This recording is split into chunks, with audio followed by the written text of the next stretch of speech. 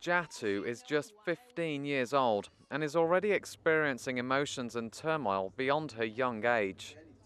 She was married at just 13 and soon became pregnant. Her husband has deserted her and now she's considered an outcast in her village. She suffers from a condition called vesicovaginal fistula, or VVF. Along with incontinence, VVF leaves the women it afflicts with a foul odour and embarrassment. Jatu has a hole in her bladder, which comes from a complicated labor and delivery. She was pregnant, went into labor. The baby either was in the wrong position, or I wouldn't be surprised because she's so young and so small that she was too small for the baby to actually come through the pelvis. Fistulas are not prevalent in developed nations, but they affect more than 2 million women worldwide. Without access to obstetric care, African women may spend up to 8 days in agonizing labor before finally delivering a stillborn child. For women who survive this prolonged labor, a hole or fistula develops, often leaving them incontinent. These women will just labor and labor for days, and during that time the head of the baby down in the pelvis shuts off blood flow to all the pelvic organs, and those organs eventually die and leave large gaps. And so the women become completely incontinent of urine and sometimes also stool.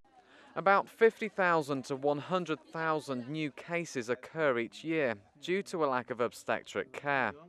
These statistics take on real meaning for women here in West Africa, who lack easy access to a doctor. To go through the labor 2, 3, 4, even sometimes more days, to lose your baby, and to leak continuously after that, and to not understand why.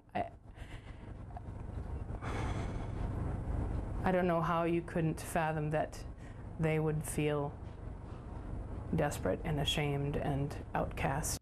For Jatu, help has come in the form of a floating hospital run by the global charity Mercy Ships. She travelled over 100 miles to a Mercy Ship screening where she is scheduled for surgery.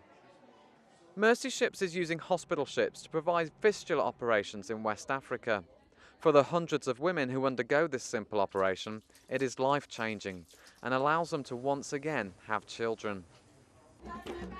2 weeks after her operation, Jatu attends a dress ceremony along with other fistula patients. The healed patients are given new outfits and headdresses as symbols of their restored life. When I saw the big hospital ship, I knew I would get well. I'm very happy. I was leaking, but now I'm well. Jatu and her story of hope and healing is just one of many that Mercy Ships has been able to offer. She says little, but her smile and laughter speak volumes of a life restored.